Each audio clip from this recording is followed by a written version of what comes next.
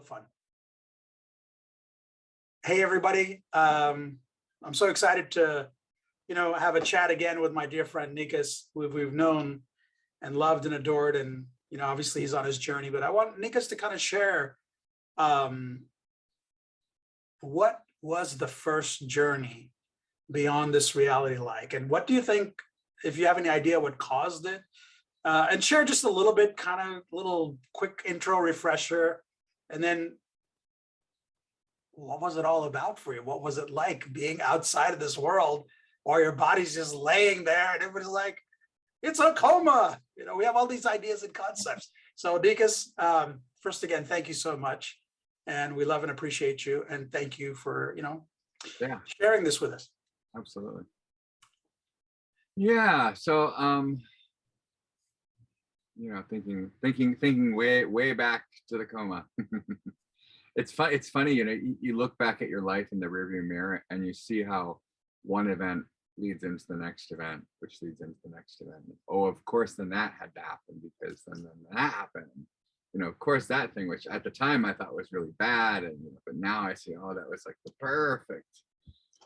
And so one of the events along the way was the coma, and it was quite quite an exceptional experience for learning how to let go of this thing. But my work in hospice and assisting other people through the death adventure, and actually helping one guy in particular, I jumped in his bed and acted as his son or his lover, his wife, his mother, his dad, his and we went through this whole experience together. That really showed me how there is this amazing thing called death is really just simple. It's just the sort of like the closing down of one aperture and the opening of another. And it's interesting because as you can see somebody's aperture sort of shifting, it's not like down, open. It's kind of just like a slow sort of roll from one aperture kind of closing and the other one opening at the same time. And it's like, oh, wow, that's super, super cool. So for myself in this coma adventure, I wouldn't say it had anything to do with any apertures opening and closing simultaneously. It was just kahwamo. And it's interesting, I don't really remember even the week prior. So the week prior to the accident, the motorcycle accident that produced this coma, which gave me 22 broken bones and 3 weeks in a coma and 3 months in the hospital. It's kind of like somehow the mind just said, there's really no need for you to remember any of this. So it just sort of shut me down a week before. And what happened was I woke up. I want to be careful with my words here. I suddenly was living another life. I didn't wake up in that life one day. It wasn't that I remember a birth in that life. I just kind of suddenly one day I was living another being's life.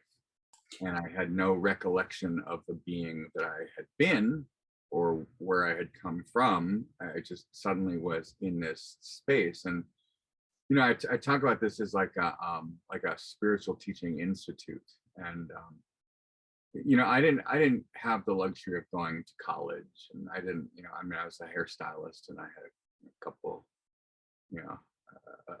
a year of that kind of college just out of just what would have been right just out of high school, but I didn't graduate high school. I took the GED and got the heck out. And so for me, this was kind of like, this was getting in that schooling that I never got. If I'm 53, about to turn 54 now, and then you add an additional 30 years on top of that, it's kind of 80s-ish. It's kind of really it seems like that's, I don't feel like I've been chipped any time. I don't feel like, oh my God, I'm so young to die. You know, I feel like this is like the perfect time to die. I feel like everything has led to the next thing, which led to the next thing, which led to the next thing, which led to right here, right now, with all of the information. Yeah. So, Nikas, the thing that I want to be clear, as far as medically concerned, your body was gone. No movement or anything like that, because you said that your dad was with you.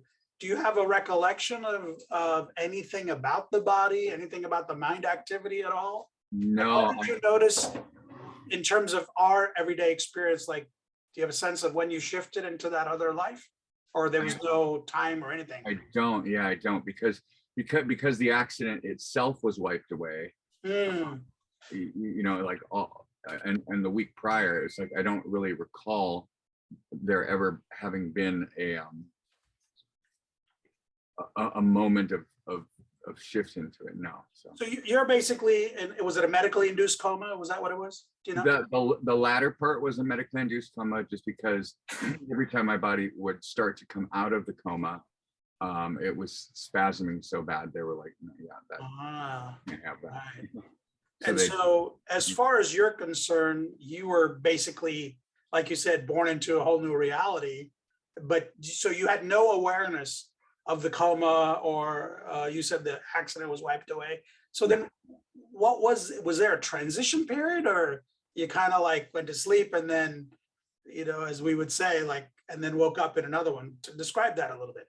yeah, so I think that's, you know, more along the lines of the better description was like I woke up one day, you know, in this other life, just kind of, you know, eyes open and here you go, this is what you're doing. And the whole sort of focus of that life was schooling.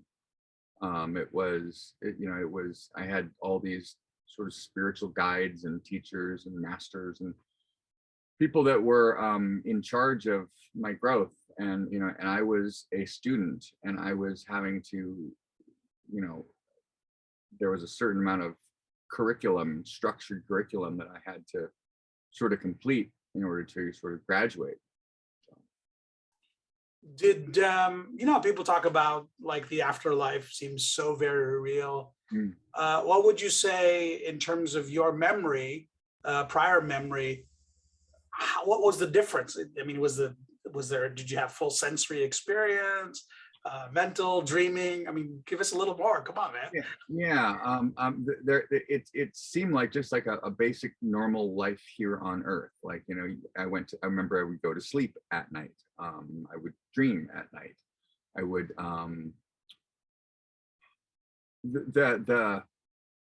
the one thing that was interesting though was it was like I was interacting with other types of beings. You know, on Earth we have human beings that we interact with, and that's pretty much all we interact with, unless you're of some nature that you're open to some other sorts of beings that are around, which I'm not. That's not the way I've been wired in this particular body. So but in this other lifetime there were non-physical beings, and that made total sense. It was just, you know, very obvious that was, you know, that was their job, was there as non-physical beings. And then it seemed like the architecture was very much like these Tibetan monasteries, you know, located on the hills, and how they kind of slope to them. And there's a series out, a Star Wars series called Boba Fett, and Boba Fett's world, very much that sort of architecture. I was like, I've been here before. So it's did you have like any Tibetan inclinations while you were in your everyday hairstylist reality? No, I mean, somebody had turned me on to the Tibetan book of Living and Dying, which I had read. I would say that, you know, I did understand in my previous incarnations that I was like, you know, there was always a draw, like, been there, yep, that's part of home to me. So I wouldn't say necessarily there was anything that stood out in the hairstylist guy life that was Tibet, except for the amount, the stuff I would see on YouTube and the stuff that I read. And Tibetan Book of Living and Dying really for me was like, I was like, oh, this is it. This really feels like home to me. This just that feeling that you get when you're like, yes. Yeah. What did you gather from that? And then anything you found like, wow, and then share with us, like, what was it that caused you to return to the hairstylist life? Well, I mean, let's give it a differentiation, right? The hairstylist versus the student in Tibet, Tibet-like space. Yeah. So, I mean, one of the experiences, which MALAENA was speaking of earlier was, I had this one course that I had to complete. And it was like a 3-year course of where I would go into it was kind of like I would emerge in a room inside of a lucite box, and I would have to sit there and watch people do drugs, overdose, get raped, children being raped and physically abused, and people being murdered, the sort of the lesson plan was to finally get me to the point where I had no reaction, where I was like, aha, yes, of course, this is life. This is life as life occurs in the world, not me banging on the inside. I mean, when I first got there, I was banging on the inside of the box trying to get people's attention. I'm like, no, he's a bad guy. Just go get away from him. This whole. Did it work though? No. So how long do you think it took you to finally go? Well, it was a 3-year course, and I'll tell you, having graduated that, I would say after about a year, you really start realizing that there's just nothing you can do to shape another person's experience. There's this phrase, there's a Buddhist phrase, all beings are responsible for their own actions. And it's really, really true. I mean, we're all here with our own trajectory, on our own learning curve, on our own mission to learn the things we need to learn.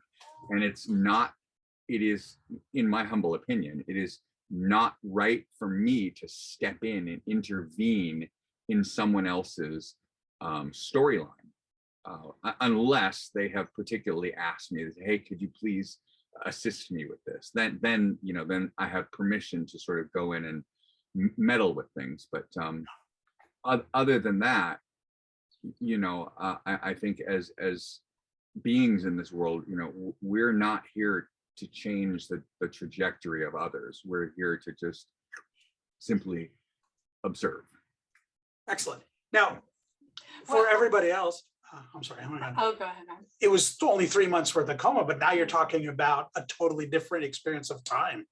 I mean, did you notice that, or it didn't have a reference point? Because you said about a year, right? It was like a 3-year tour.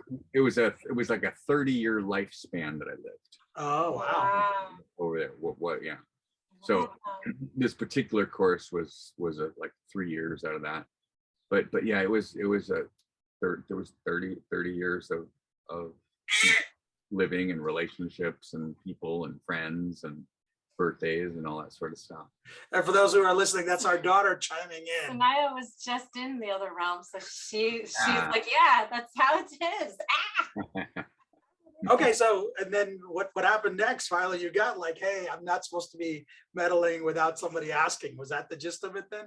Yeah, so that was really it. So it was really to get to that point where there was an absolute clarity that, there's what's my business and what's not my business. And it was really getting to that point where, I'm very, very clear now in this life, what's my business, what is not my business. How does empathy? Oh, sorry. Go ahead. And so emotionally, our thinking mind always wants to sort of intervene. Our thinking mind always wants to be helpful. We want to be useful in this world. We don't want people to suffer needlessly. But what I've really come to understand is, and especially, in stepping into the teacher role is, no, I don't know what the correct lesson plan is for this person. So it is not my business to try to alleviate anyone else's suffering unless they particularly ask me. Right. Some people would call that a pretty cold mindset. Yeah, that's what my question was, like, how does empathy and compassion come into that? I don't think they're exclusive, but I want to know how you would answer that. Yeah, so I think empathy and compassion really is allowing someone to have their own process. I think the non-empathetic, the non-compassionate thing to do is to meddle in somebody else's process, so as they don't learn what is possible for them to learn at that time. In Alcoholics Anonymous, we call it stealing someone's bottom. It's like, this person is about to have their bottom, like their bottoms up moment, and then you come in and save the day and pay for their rent and fill their fridge with food and save them. And it's like, and well, what does that person learn? Nothing. They've learned that you're a useful idiot, and that you can be used. And so I think compassion is truly allowing people their process. So was that a hard thing for you to finally get? Well, for me in this life prior to the coma, I would say yes. For me in this life now post coma, no. It was just, it was one of the things that I learned and just did not forget. I mean, it's kind of like, once you see the truth of reality, it just can't be unseen. Yeah. Right? You can't go back to doing things the way that you used to do them, just because internally there's some sort of yumminess that comes up. Yeah. That's not that's not true. Yeah, like once you learn to ride a bike, you can't not know how to ride a bike. Right. Exactly. Yeah. What happened next then after you got that? What was the next, because you said this like 3 years. So give us a little more about the rest of the, what is it, bottles of years on the wall, because we're still at 27 left. Right. You're right. And a lot of that is kind of unclear. I mean, it's like through my life, I've had moments of clarity where I got humongous chunks downloaded. And that chunk was actually, I was in a meeting. It was where they were doing a meditation, and part of the meditation were those words that all beings are responsible for their own actions. And those words just made me remember this humongous chunk of information and experience that I had over there. A lot of the other experience that I'm at, I remember being at a lot of dinners. I remember being at a lot of, I remember a lot of deep conversations with people. I remember a lot of sort of debating and really trying to express what it was that I had learned, as not putting down somebody else's, but experience, but really sort of like, I remember we were all just sort of really sharing. I remember a lot of sharing happened. And then, I think many of the other lessons were, and I can't honestly say, so, but so much of it had to do with just the ability to just be present, to be right here, right now, and to not go off into the magical, mythical world of what's not happening. It's like, so. What do you think? That's wonderful. What do you think was the impetus for returning to the hairstylist, as we call everyday reality, as people coined it? Apparently my work wasn't done here. Otherwise, I think I would have just kind of kept going on whatever trajectory I was on. But apparently this life had not been completed yet. Everything I needed to learn in this particular lifetime, or needed to teach and share, had not been shared. So for me, when I suddenly woke up back in this body, you know, my father happened to be there in the room, and you know, he was the one that said, hey, just so you know, you've been involved in a really bad motorcycle accident. They think you're going to walk again. They, you know, there's nothing's for sure. Don't worry, you don't have to worry about money, you don't have to worry about, you know, we got lawyers working on stuff. Just you just got to focus on you healing. And I remember just saying, okay. And my father saying, you know, did you hear what I just said? And I'm like, yeah. And he says, and okay. He said, well, I mean, you're telling me the truth, right? I mean, that's, you're not lying to me. He's like, no, look, dude, look around. You're in a hospital. You have been torn up. And I'm like, yeah, I can see. I just didn't. Why would you be so surprised? And he goes, well, I mean, that's the perfect answer. He says, is just the perfect answer coming out of you? Not so sure about that, you know. And so that was my very first sort of reflection in someone else's eyes, that perhaps something had shifted, perhaps there had been a change. Yeah. And you know, and the way I sort of term it is, the guy who was the motorcycle riding egoic hairdresser guy, that guy died in the accident. So that personality structure didn't make it back. But what came back was just this presence that was always here.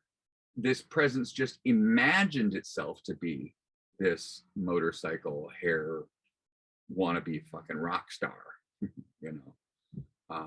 So that was another aha moment back here in this reality. It was like, oh wow, I just imagined myself to be who I thought I was. And one of the things that I really got to see was that I went to some pool parties right after I got out of the hospital, and I was on a walker, and I just like to look at the mess, and that was just a tore up mess. And all these people were crying, and oh my God, you're not you. And I'm like, oh no, I'm me. They're like, no, but you'll never be the same. And I'm like, well, I mean, none of us are ever going to. Like they're going through a PTSD, and you're the one that was in a coma. Right. You know, it's like I realized I was going to have to be the one offering advice, you know, sage advice to those. But I also realized at that moment that I had sold these people a bill of goods of who I wanted them to believe me to be. Wow. And they bought it, hook, line, and sinker. And then part of my— But you're so good at playing the role because they gave you another one. Right. So question, go ahead. Did you have any glimpses of this potentiality while you were going through the motorcycle aspect of your being? When you say of this potentiality, what do you mean by this? Like sometimes we have these moments of clarity, even though we're in the thicket of our, you know, earth reality mindset. There's always clues. So I've heard that the vaster essence of who we are kind of seeps through. Did you remember anything like that? I would have to say, quite honestly, no. I went and I saw my teacher Adi Ashanti about a month and a half after I got out of the hospital, and you know, kind of laid everything on the table for him and told him that I was, you know, involved in doing these the Great Sober Sex forums for you know, in recovery for guys with meth. Sex and meth become so intertwined, and suddenly here I am, you know, teaching these things. And you know, and this is just me just out of the hospital. This is just me just, you know, and I'm starting these groups and starting all this. So anyways, I lay all this out for Adi, and he goes, oh, he says, got it. He says, okay, so let's take all the spiritual words out of this. He says, the event for you happened, and the event looked like a motorcycle accident. It was very dramatic and big, and all this, you know, coma and all this.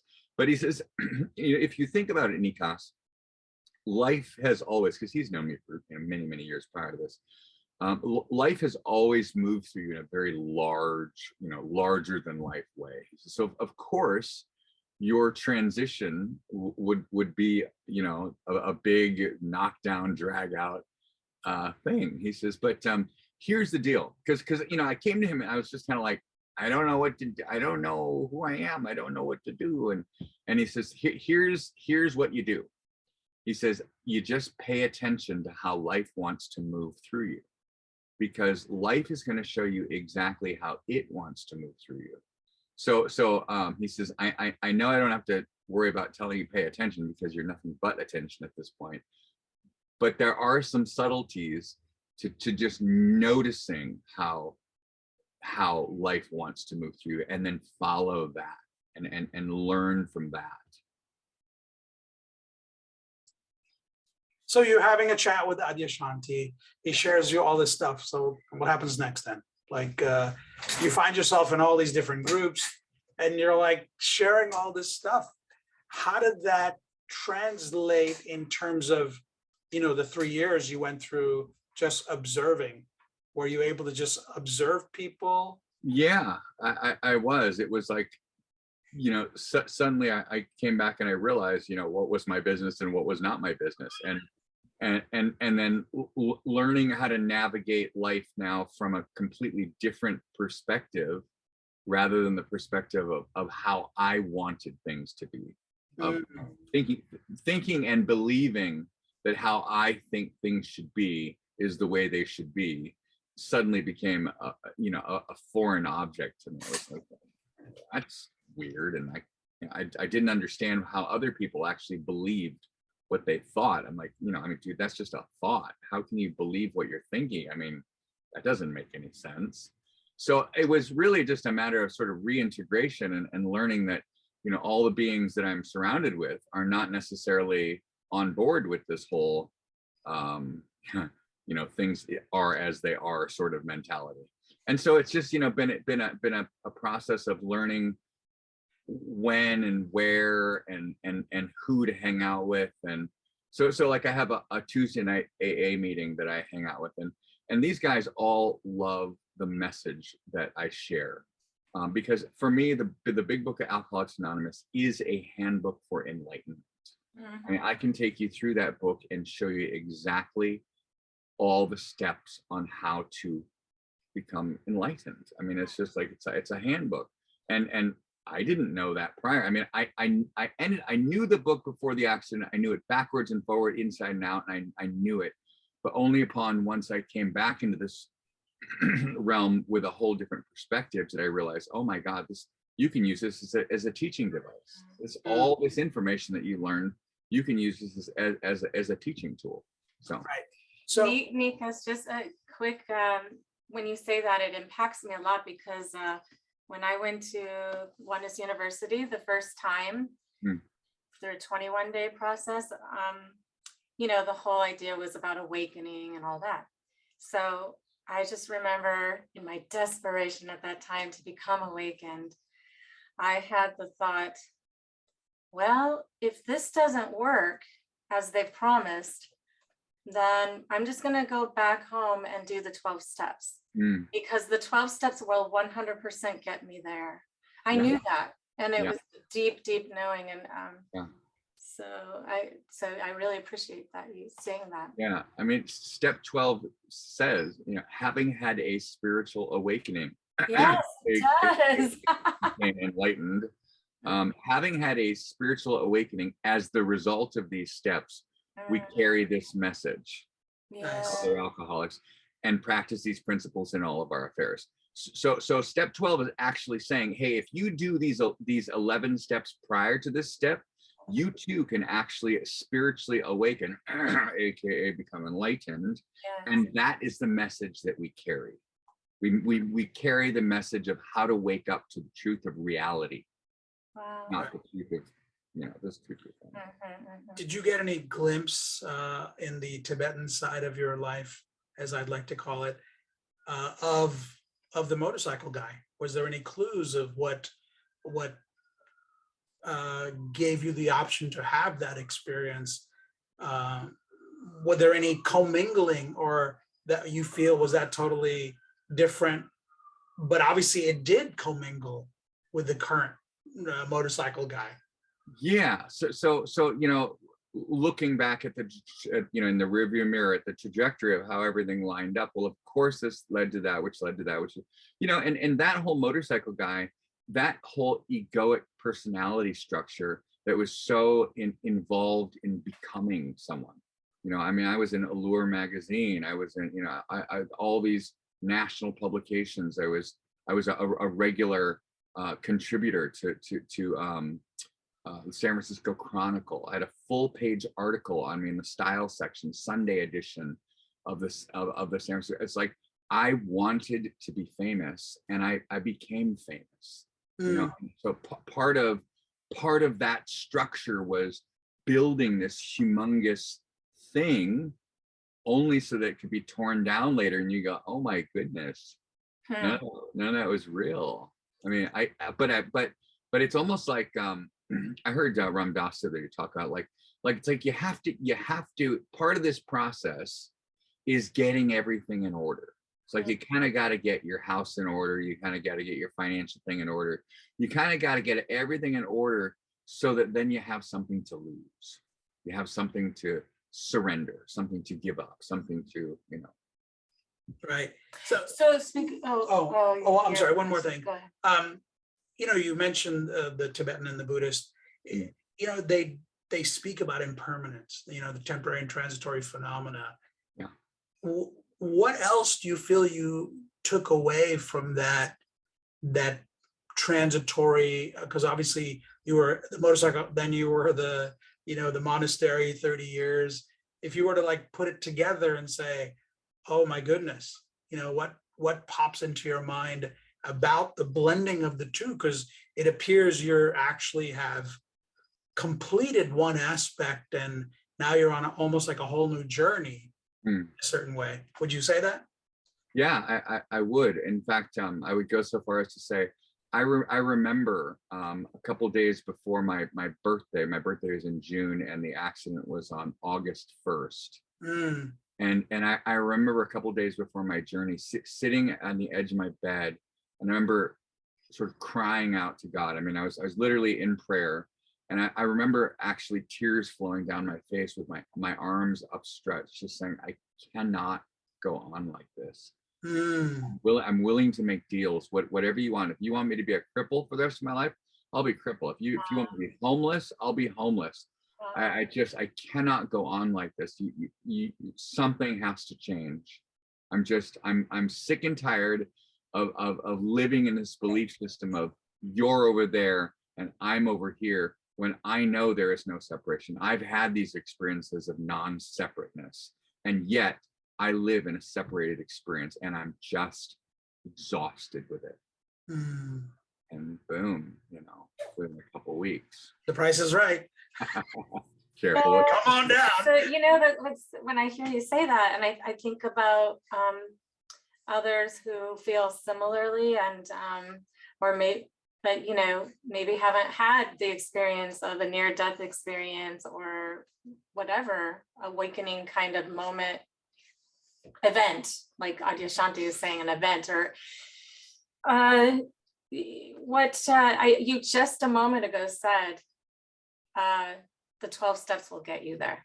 And that's a process, that's a commitment, that's a lot of work. And you did a lot of work prior to this experience of going into a coma. This is kind of an ongoing thing. It's not like suddenly you just had this really cool event and boom, now you're enlightened, awakened, or like you've been through a process, through this lifetime, through that lifetime over there. You've done a lot of work. You've put in a lot of time and hours and effort or awareness and desire for it. So I guess I just want to kind of emphasize that, because you don't have to die. Mellon Thomas he's a kind of a famous NDEer, near-death experiencer.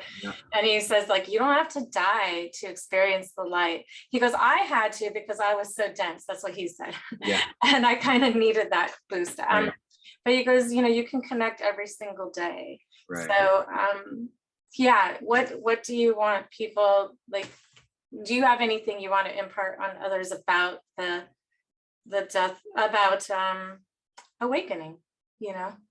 So, everybody's awakening trajectory is different. My father woke up one day in Hawaii, extremely wealthy, his and her airplanes, houses on different islands, multiple cars, just all, he woke up and he realized that he was completely unhappy. His whole idea of what happiness was going to look like when he got there, he was like, shit, I'm here and I'm not happy. I still want more. It's like there's always, so he took off to India for months and months and months at a time, not to the chagrin of my mother, but on his own path. He just realized that he was, just like, I don't care if I got a family. I'm awakening is more important to me than this whole family thing. And so I if there's anything to say, it's like everybody has a different path. My path was jamming a needle into my arm, until I finally just, fell over and said, okay, I give up. I give up. Finally, you got the point, huh? Right.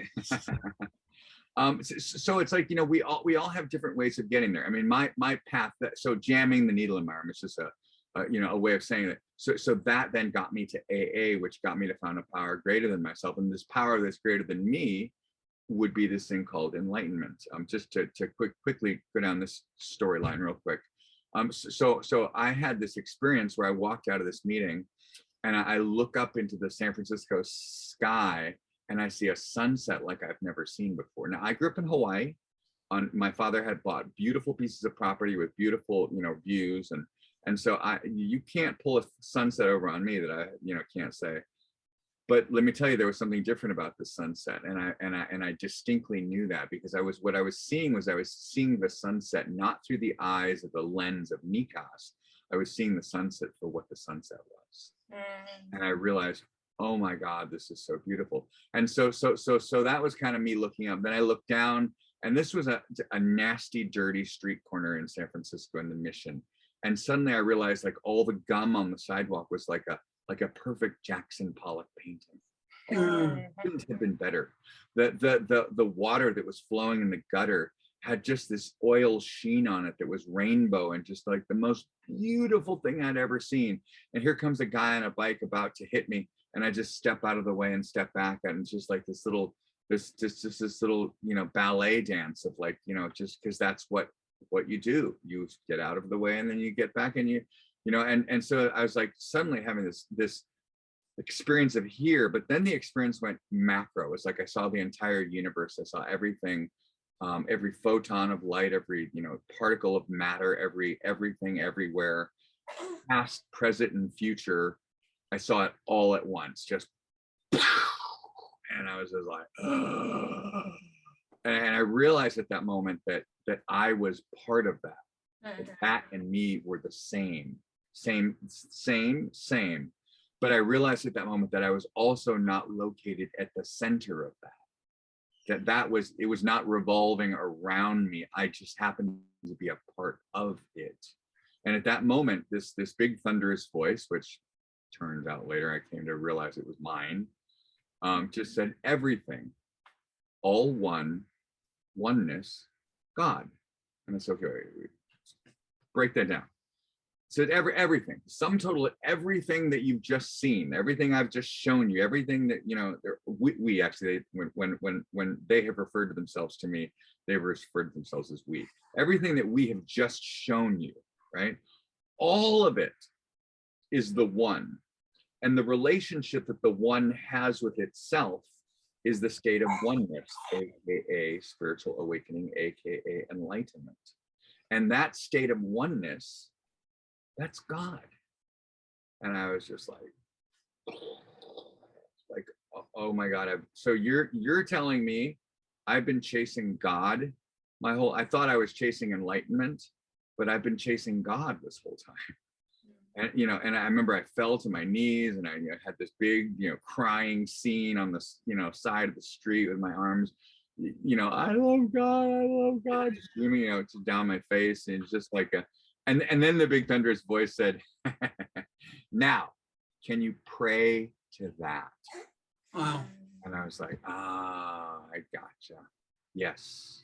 Yes. So this whole thing I was involved in AA, finding a power greater than myself. Well, this power greater than myself was God. But God was not what I had traditionally thought God to be, in a church hanging on a stick on the wall. No, no, this God was the God of everythingness, the God of enlightenment, the God of oneness. And of course I could pray to that. That is something I can relate to because it includes me. It's not something that's over there that I need to connect with. It's something I need to let go and just connect with right here.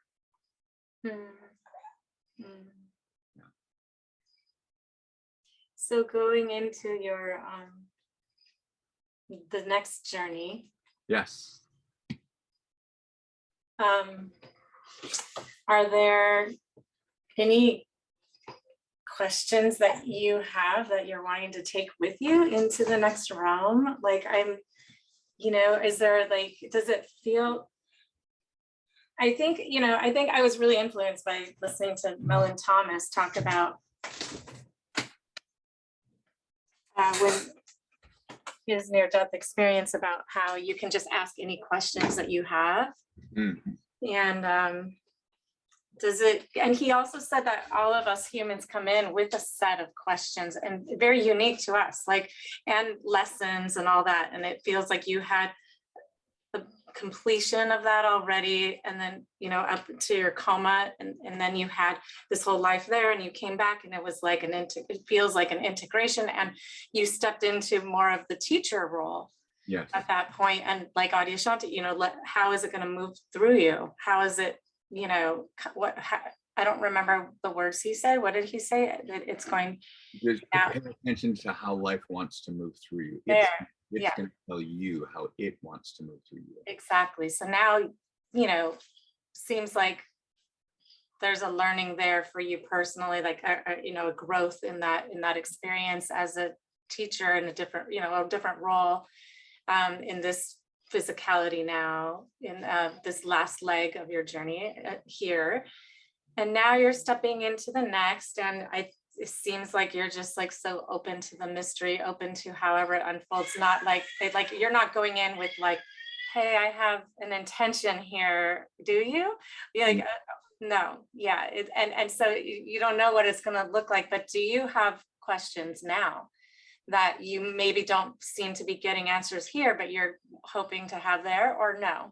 No, there's a sort of like, so when people would ask me, so would you ever ride a motorcycle again? And I said, no, not out of a sense of fear, but out of a sense of completion. I feel like I can check that off the list. And I kind of feel that's how this life seems to be. It's like, are there any questions? There aren't, but not out of a sense of not knowingness. Just out of a sense of kind of completion, just feeling like, okay, well, that's done. Okay. And I shared in one of the last videos that I made about, this whole idea of when to go into hospice was a faraway, distant thing a couple days ago. And then all of a sudden, when I realized that I was having such a difficult time, because excuse me, I've made sure never to sort of fight the cancer that's going on. It's like that I never wanted to hold that stance of like an aggressive stance of fighting cancer. It's almost like I wanted to become more friends with the cancer that I had, and just, hey, we're both living here. I'd prefer it if you'd take a hike, but it's, apparently you're not gonna, so I guess I'm gonna take a hike. But not having any sort of negativity towards the process, just seeing the process unfold. So all of a sudden I felt there was a negativity happening. I felt I was bumping my head up against something, and and when you're used to not bumping your head against the wall, boy, oh boy, does it just like stick out like a sore thumb. I was like, what in the fuck am I fighting? And it turns out I was fighting the medical establishment. Nobody wanted to write me pain pills. Like I couldn't swallow. Since I couldn't swallow, I couldn't take, I couldn't drink all the water necessary and take enough meals to take my chemotherapy. And so it's kind of like, wait, so you're telling me that you're going to give me life extension, but you're not going to give me the tools to be able to do the things that you're asking me to do for life extension? Yeah. You know, it's like and so suddenly what was a far away thing a couple days ago, suddenly it was like, it became very obvious, like, oh, the hospice thing that's going to happen now, because that's what hospice gives you, is hospice alleviates all that stuff. And Yeah. so suddenly it was like, oh, okay, I got it. And you know, and it was more of like this invitation that God or the universe or, you know, divine was just saying, I gotcha. Just let Yeah, go. totally. Stop fighting these fools. They're all on their own trip. You know, let them be them, because they're perfectly them, and I got them. Don't worry about it. But you, on the other hand, let's make you comfy, and I got you. So just let go. Yeah. And so I am curious about in the hospice process. I know you've done a lot of hospice work and everything. In the hospice process, they are alleviating pain and all of that. It doesn't it speed up the death process? Because Yeah. they increase morphine, and then at the end they really increase the morphine, right? And then that actually shuts down the lungs, and it actually has this other effect of, I mean, it could even be considered like a form of euthanasia, could it not? I believe so, yeah. Okay, so when you start hospice, is there like different degrees of it? Like, oh, here's a little bit, and now when you're ready, yeah, how does that work? So I'm not sure, because I'm not really in it yet. However, the way I'm sort of stepping into it is from the realm of, I just want to make sure all my immediate pain is taken care of. Yeah.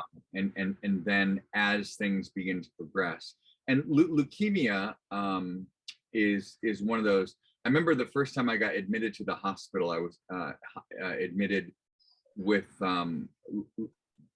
a leukemia that was sort of out of control, and my white blood cell count was like doubling every single day, which was kind of going off the charts. And I was told that had I not been hospitalized, I would have died within the next week. Wow. So I don't know how quickly my leukemia is going to bounce back, but I do know that once it begins its aggression, it's a pretty darn aggressive cancer. And so I would assume this will be a sooner than later sort of gig. Okay. But I don't know. Okay. And I had a couple of questions about, you kind of answered it already. I think it sounds like you're complete.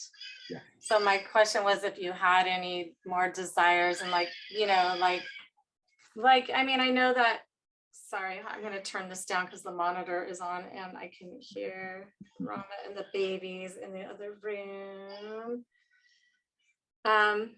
Oops, wrong way. There we go. So you feel complete. Are there desires coming up like last minute, kind of like, you know, on death row, you get your last supper or something, like anything coming up? Oh, I want to have this, or is it all very complete? Like and I think sex is a one I have a question about, because I know you're not feeling well. You've got a lot going on in your body, and so maybe that desire is completely shut off. But I wanted to know, because it's been such a big part of, you know, you've talked about the taboo of sex and all, and how it plays in with addiction and all that, and you've been a leader in that, and so I'm curious about that. Yeah, so the whole sex thing really seems to have kind of fallen away. You know, I share a house with my he's my best friend / lover. We're more on the best friendsy at the moment than we are on the lover side, because we just hasn't happened lately. I still look at him with an incredible sense of I don't want to say lust, but beauty. I just see the beauty of how like physically gorgeous he is. But does that mean that I would like to then try to go get laid somewhere? No. That doesn't translate into. But I'm able to sort of still recognize the beauty of these things. And is there anything else I'd like to? I just happened to be going to the cancer doctor today, and we have a there's an estate out here, a big grand estate called Sunnylands, which like Princess Diana when I was a kid and Prince Charles stayed at. The Obamas have stayed there. I think it was the old Arm & Hammer estate. Dr. Armand Hammer, who's, it's funny, his wife, when I very, very first started doing hair, I was shampooing her hair, and the hose got away from me. And they do. I remember absolutely when just Mrs. Arm & Hammer. And it was like an avalanche started on her face of makeup. It was just, oh my gosh, and I was like, oh. And I remember the faceless saying, "You outside, don't come back until I tell you to." And so anyway, that's my little side history with the estate. But that estate now is open to the public. It is a museum, and that's something that suddenly came up that I was like, ooh, that would be really fun to go see, to go hang out on that estate and go walk around. Right. But like, if you don't do it, it's not going to be like you've got to come back next lifetime in order to complete that. Yeah, it just feels like everything else is just done. There's nothing, if money was no object and health was not an issue, I'd love to go to Dubai. I would love to go see the pyramids. I would love to go back to Greece. Yeah, there's all these. I'd love to go to Petra. There's all this stuff, all this beautiful stuff in the world that didn't get to see this go around. But that's the beautiful thing about YouTube these days. I mean, everything's fucking shot in 4K video, and I mean, talk about being there. I mean, you can be anywhere you want to be as long as you open up your computer screen and allow the other place to be here. You can. So true. I was on Messenger with you the other night, and I was watching a waterfall. Yeah. And I remember I was talking to you, and then it just took my breath away. I'm like, oh my God. Yeah. And I know, it's really amazing. I think that's one of the beautiful things about the digital connection is, I remember when I was younger thinking, well, how's the digital connection gonna sort of like transform as far as like the oneness stuff that we used to do. I mean, okay, so how's that gonna? And the reality is once you open that digital connection, it is like standing in front of the teacher. The amount of grace that comes right through. I mean, it is, you are right there. Yeah. And so I'm a firm believer that you don't have to actually go anywhere anymore. Now other places can come to you. My father doesn't need to come. I don't need him to come here. To help me die. I know how to die. It will be obvious at the time. But I get to Skype with him all the time, or WhatsApp. We do the WhatsApp, and it's great. So yeah, that's so great. Are you going to do, or do you care to share? We talked about the possibility of like psilocybin kind of thing. Yeah. I don't know. Are you still doing that or not doing that? 1.5 ounces of powdered shrooms in the closet, so that'll be something I do. And so that hasn't happened yet. Okay. Happened yet? No. Something I am going to do though. And I think it's almost just sort of like for a refresher course of where of what it's going to be like to be outside, outside the mind, outside the body, just kind of like, oh yeah, right, okay, gotcha. And so yeah, absolutely. Refresher course and maybe guidance or something for what's next or something. I have no idea, but but internally it's the message is yes. You're being guided to do that. Yes. Yeah. Okay. That's beautiful. Yeah. Yeah. I know that feeling. And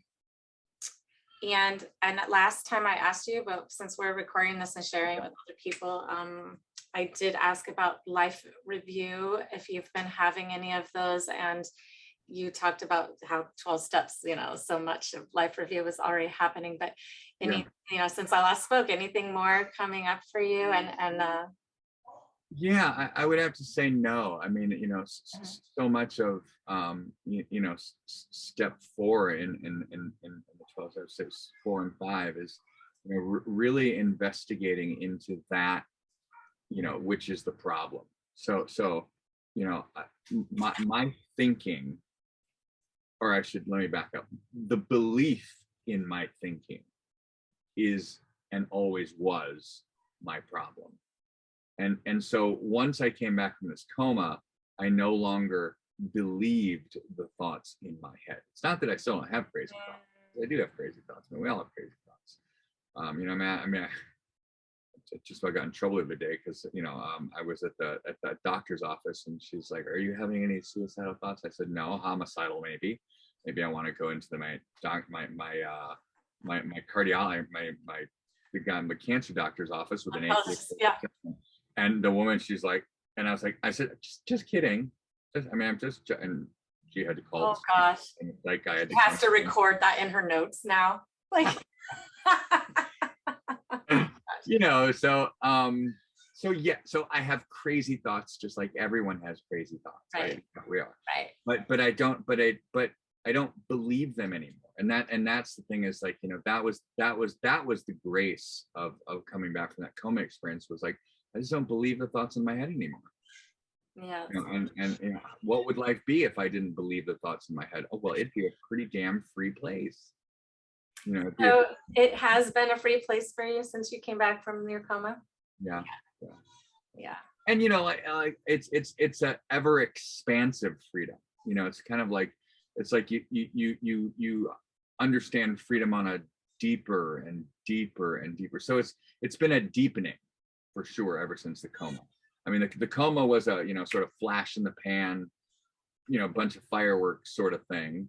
But then sort of like understanding and deepening into that event, and that event widening, and, you know, and just this awakening process just sort of becoming more and more vast. And I would venture to say that, you know, as the end draws near, as, you know, this, you know, it's like the aperture just keeps widening and widening. And I feel as though that, you know, it's like I'm becoming much more kind of clear. Even that, you know, the videos I've been watching, you know, that have come out, and I'm like, wow, that's pretty damn clear there. Wow, you're the videos that you've made, and you rewatch it after you've made it, because you said that you get a learning by watching it, because it's like channeling through you, right? Absolutely, right. So it's like, you know, universe just uses this body and this voice and this, you know, presence to do these things, and then I get to, as the ding dong, I get to watch them as well, just as everyone else does, and I get to be the student that gets to watch them as well. But it's interesting, since they originate out of this particular, you know, mind body, it's almost like the moment you rewatch it, you understand it to the absolute depth of understanding. It's kind of. I'm gonna make a confession now that you said that. Yeah. A lot of times I leave, like I don't know, like have conversations with people on like we have been on Messenger or whatever. Yeah. And I go back and I re-listen. Yeah. After. And I don't know why I do it. Like you know, there was like it's like, I don't know. I'm not criticizing it. I'm actually quite curious what was coming through, because right. And then I learn by listening again to things that I said. And it's like I don't know. It's so funny because it's a great tool. I mean, because you know, it's like it reveals to us the things that, you know, how self can't see self. Yeah.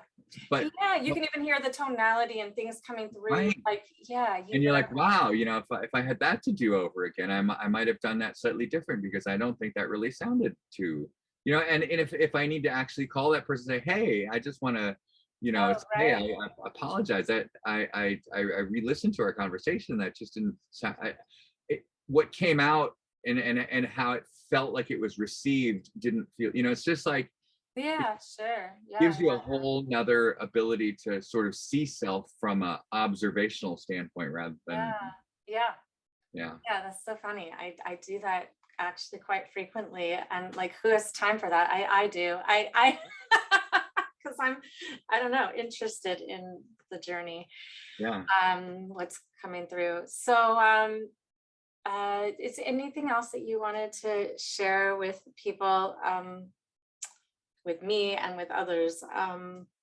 Like, I guess as a teacher, you know, and going through this very unique experience and being so open about it, and Mhm. obviously being called to be open about it. I mean, you've been sitting here for like what? This is more than an hour. I'm sure that your physical body is not that comfortable, and so thank you so much for that.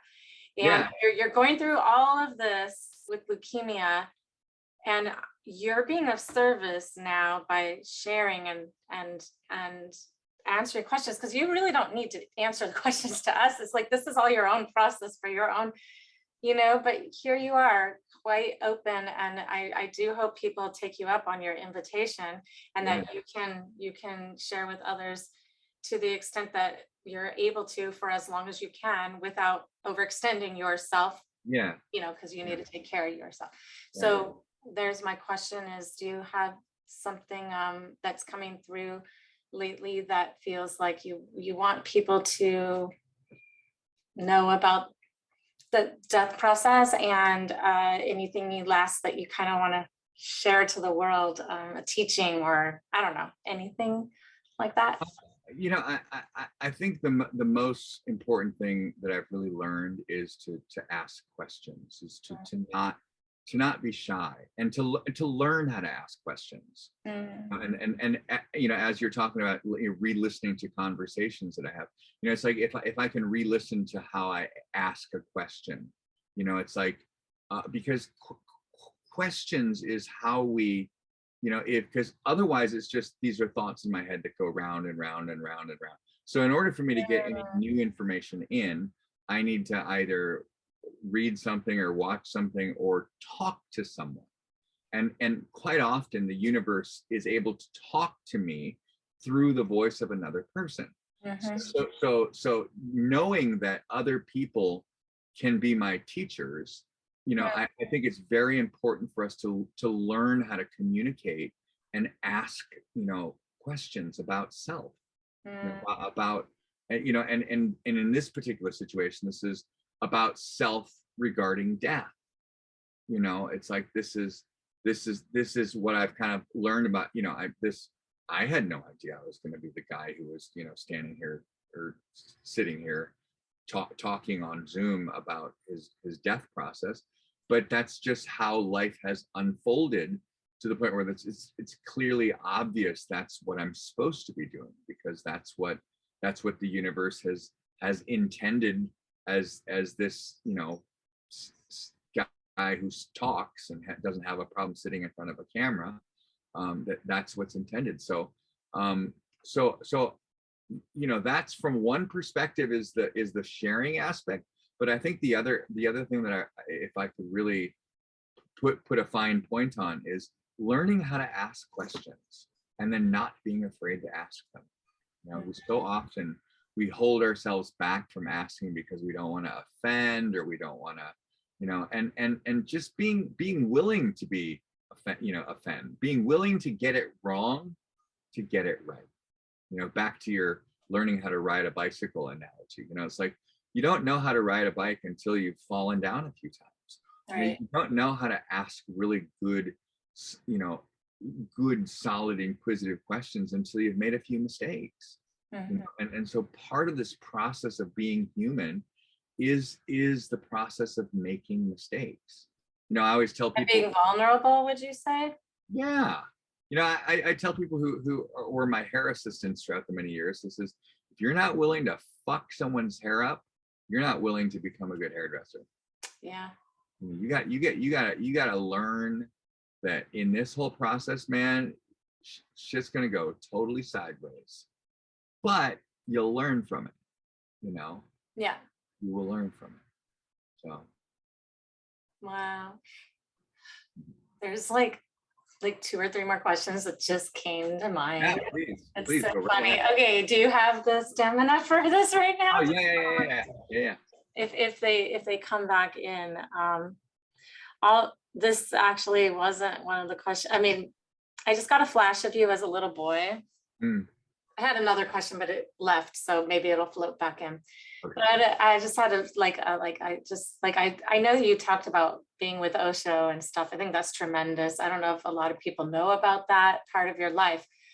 But is there anywhere that we're going to be able to know more about all your bio of your whole life? I mean, I know you've probably just talked with a lot of different people and you've done the 12 steps, so you've done a review with sponsors and all of that.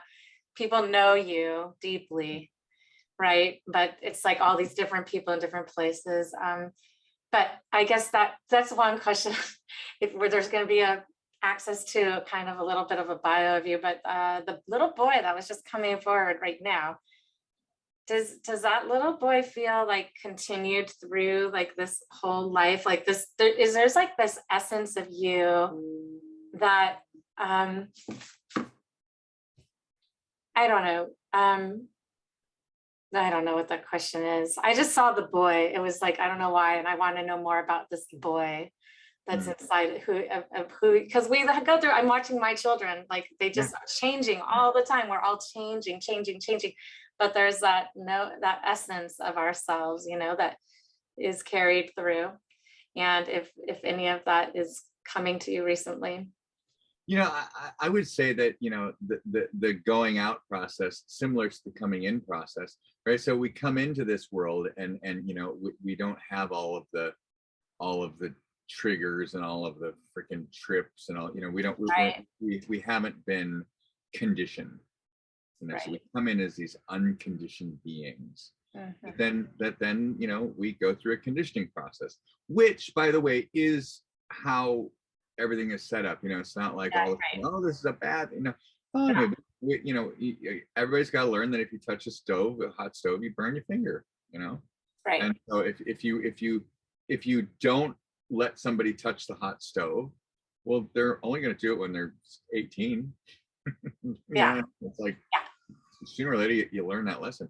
But I think in the going out process, what I'm also seeing is that there's just this willingness to just be vulnerable, to not know, to be okay with not knowing, because it seems like everything I've ever needed to know always came to me exactly when I needed to know it. If I look back at my history, it's never that I became so smart that I knew. It was that as things were needed, they became obvious to me. And so whether it was to make a right or a left, at that moment in time, I knew, and I made that right-hand turn. Now, whether or not that right-hand turn got me to the next turn, which was like, oh, now we've got a little bit of a situation here. But everything, it's kind of like life is always, it's like an auto navigation. It's whatever your trajectory is, you're going to learn it. And if you happen to take a wrong path, route recalculating, and it's just, okay, now you're going to make a left. Now you're going to, and so we just keep following the directions of life and learning, because, as you were saying, I mean, these lives are just one big lesson blessing. I mean, it's so easy to look at things as like, oh God, why me? And, play the whole victim role. But it's like, no, why not you? I mean, thank God me. Thank God that that these things have happened, because I got to learn so much from it. Yeah. Like leukemia. Yeah. Right.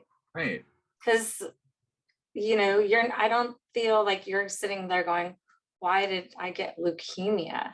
I mean, if anything, I don't know. What has that been like for you? Because I imagine there's been some reflections back, people projecting their own thoughts about that. And it sounds like you don't get flustered or affected by people's projections. Like someone might say, oh, well, leukemia means this or that, or, you know, Right. you don't have to have cancer. If you were so enlightened, why would you have cancer, or something like that? I don't know if you get those projections onto you or not sometimes. Somebody sent me a series of videos this morning about, like, you know, change your mind, change your health, change your, Exactly, like that, like, that kind of thing. And so, and you know, and it's yes, and I will say this: whatever you believe is true. If you believe it, then that's your truth. However, at the same time, I also believe and understand it's my time to go. exactly. So, you know, there is no I'm just choosing to have cancer and I need to just make a different choice. No.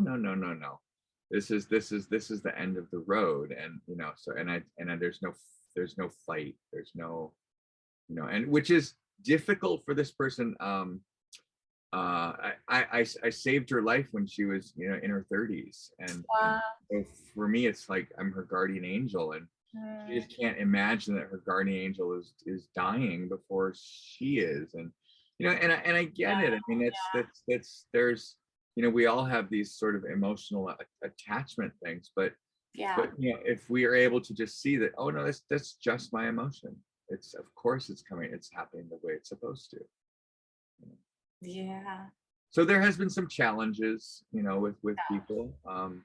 You know, the big one for me was people saying, "Oh, you have to change your attitude. You got to fight. You got to, you know, you got." And I'm like, actually, I don't. You know, it's like you might have to, but I don't have to. You know, Right. I'm totally okay with things going the way they're going. Yeah. Yeah, you're just constantly following the guidance, the what's flowing through. Yeah. It feels like. Yeah. It's like sometimes you take action and sometimes you're passive and you don't, like, and you just, it's whatever. Like for me to have the children that we have now, we took massive action, and massive, and, you know, IVF, and 9 years of, and people were probably like, what the F, Melina, give up and go, you know, be you know, enjoy your life without children. And it's like, yeah, I would, but I'm being guided. Exactly. Just no ifs, ands, or buts about it. I knew, because they were talking to me and I could feel them, and I knew. So it's fascinating because I just, you know, we got to follow the guide. So no, I wasn't fighting, but yeah, were there things I needed to learn to let go of in the process of, you know, of that? Yeah, a lot of things. And it was all about the perfect timing, the divine timing, not my timing. Exactly. In divine time, right? And you are in such divine timing right now. It's just all part of that lesson of being in that lucite box and allowing people to go through what they're going through. Part of that lesson also is, you know, just allowing people to go through what they're going to go through with my death. You know, not trying to change. You know, if you're in my space and I need to actually say something because you're in my space and you're kind of you're overstepping your boundaries in my space, oh, I'll step up and say something. Yeah. But also part of it's just like, well, it's just where they're at, you know, just like, that's where they're at. All right, gotcha. And then I know just kind of take a step back, you know, because that's where they're at, and I don't really want to be there, so I'm just going to take a step away from that. You know, I did have a question earlier, and it just popped back up. When you went through that near-death experience, coma experience, other school of learning for 30 years, did you come back and have, besides the experience of being in deep acceptance of reality as it is, which Yeah. is the huge transformation. I mean, that's all that you was Right. needed. I was curious if any fundamental characteristics in your life shifted, like if you had a bad habit of keeping a messy house, you became neater, or you didn't. Like were there any things that habits or things that shifted for you after that? And I don't know why I'm asking it. I think I'm Yeah. just I don't know why I'm curious about that, but I am. Yeah. I think that I the same preferences that I had when I got into the accident, I came out, I prefer warm to cold. Yeah. I prefer men to women, as far as Yeah. sexually, it's like all that sort of stuff kind of remained the same. Hmm. But what I did notice was on those deeper levels, on the stuff that really, really mattered, there was just a letting go, a relinquishing of control, and just a realizing that it was being done for me. I didn't have to do it, and so how does that translate into? Yeah, I would probably say I became a little bit more of a neater person, as far as keeping a neater house and whatnot.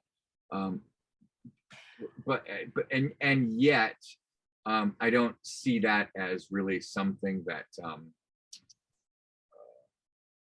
in the larger picture, it was like those are all sort of like, those are just day-to-day things. But the things that are of true importance, the really letting go into life being the way that life is, and seeing whenever I have a narrative that doesn't match what I'm looking at. If my narrative is different than what I'm looking at, that's not the problem, that's the problem. Mm-hmm. And being able to really immediately, just immediately, no hesitation to that, just like, oh, drop, just let that go. Let go. Oh, that's so beautiful, Nikas. Mm-hmm. And now you're going to do the ultimate letting go that you can go through in a lifetime. Yeah, that's the thing is, with as Rama talked about impermanence, it's like everything in life is impermanent, and everything that you have will be taken away from you, either bit by bit or whole cloth at some point. So sometimes, it's like, I'm fortunate that I've learned to let go of things. So as things now will begin to, like, oh, my sex drive's no longer okay. Oh, I probably had sex the very last time. Oh, okay. It's kind of like recognizing that okay, that's probably never going to happen again, and that's and just being totally okay with that. Yeah. Rather than there being any sort of resistances. Because it's the resistance that doesn't feel good. It's Yeah. What does time feel like to you now? Is it feeling different? Like, everything is like, you have limited time. Time is such an illusion, but I mean, you have limited time right now. So I would say that ever since the accident, it's kind of like time really sort of stopped for me. So it's been what, 8 years since the accident. And when you're a little kid and summer like lasts forever and ever. Yes. It feels like my life ever since the accident was just like gone forever and ever. It's just going and going and going. Which is nice, because it's not like I'm like, oh my God, it's just like slipping your mind. But where I think that comes from is when we're not present and in this moment, when we're lost in our head in the magical mythical world of what's not happening. Yeah. When I'm over there, I'm missing what's happening here. Right. And it's that state of missing what's here is the stuff that like drives that the sort of time channel to kind of get awkward, because I've missed my whole life because I was dreaming about something else. But when you're actually living your life day to day, there's so much time in the day. You have so much time to do things, so much time to get things accomplished. Yeah. And if you're not in conflict, it doesn't take up any space. The conflict takes up so much energy and so much space, Oh, yeah, right? exactly. And then you're inefficient. And Yeah. but when you're not without, that's why I imagine like, oh, you came back and you became a little neater and tidier. Well, maybe because there was just more spaciousness there, you know, like Right. or less clutter in your head. So anyway, yeah, that's beautiful. Oh, Nikas. Now I'm really going to miss you. I wish we had more of these sit down talks and Zooms, but this is perfect. Yeah. Thank you so much for answering my questions, my current questions. Absolutely. And for inviting me to do that. Up, you know, dial me up again and we'll go through some more. Yeah. Sure. Yeah. Thank you.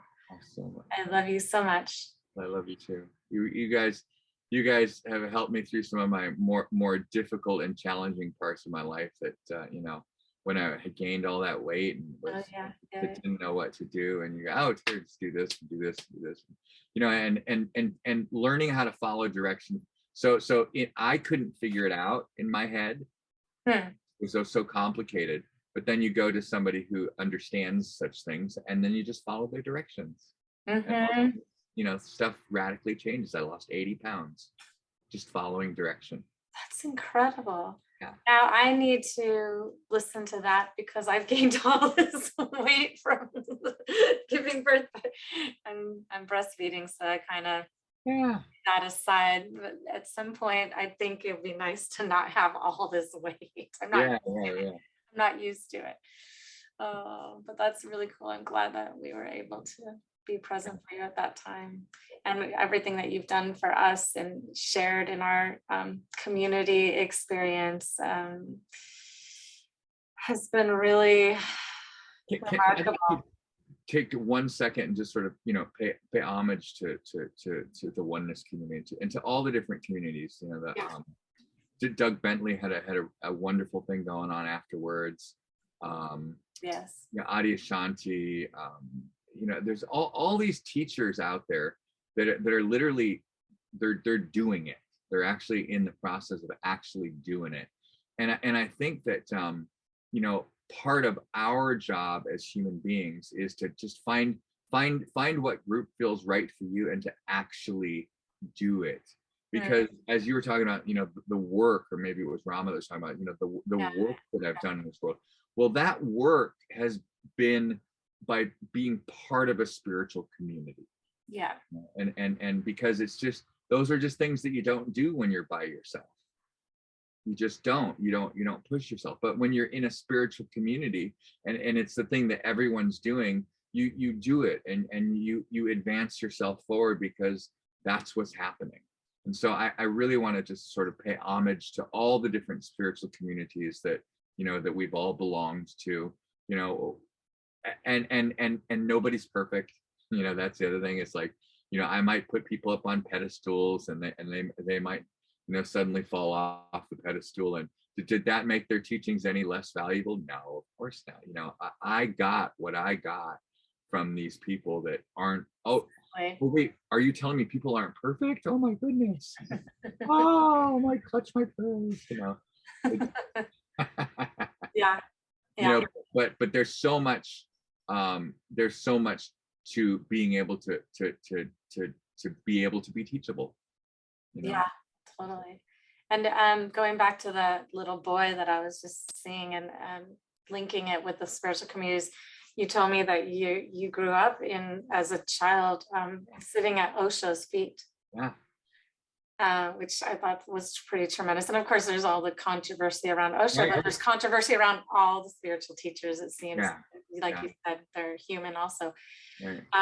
But so that's so fascinating to me that you started out with that the foundation. Yeah, that level of intensity as a foundation. Yeah. And really, you know, and Osho's message was hey, these kids are the future. So we put them always at the front of the line. They're going to get the teachings. They're going to sit at my feet. They are numero uno. Wow. And so we, it was like growing up, like sitting at the foot of the Buddha. And I thought, how in the heck how did that happen? And then you became a teacher, like the full circle. And so you started with Osho. What you're shouting out to all the communities? Is that all of them? You have the 12-step, the 12-step community. You have Adyashanti. You have Oneness. You have Osho. Were there any other communities that you felt were?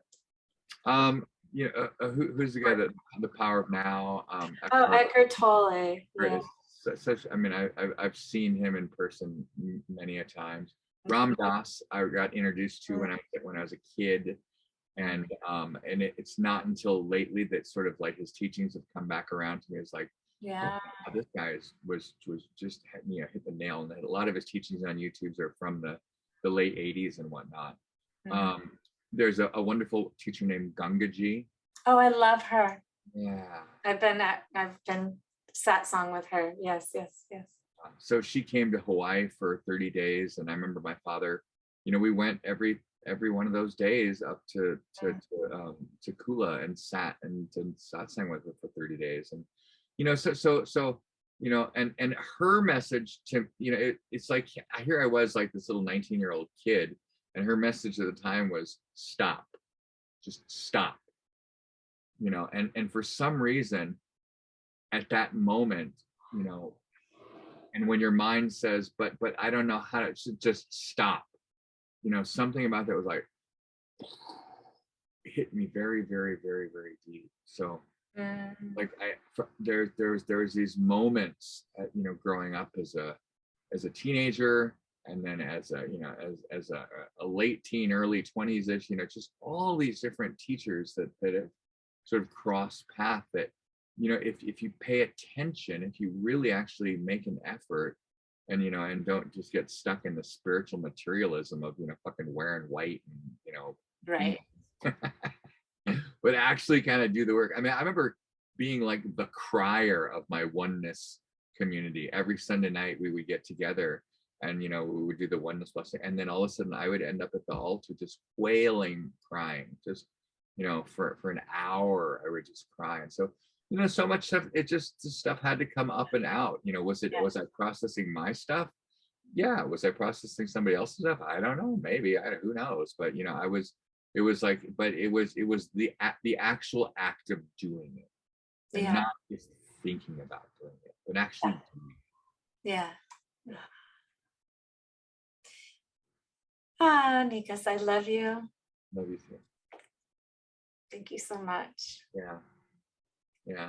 So excited that you got this little family now.